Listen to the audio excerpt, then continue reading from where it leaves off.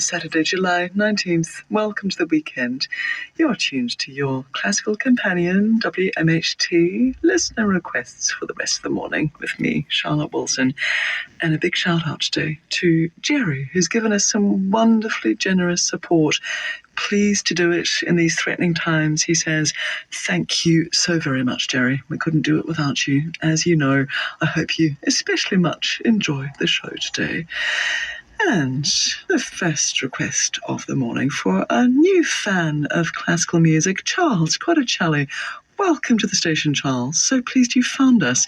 Wants to hear a piece that he heard in an episode of Dexter on telly. Just as good a way to be introduced to classical music as anything.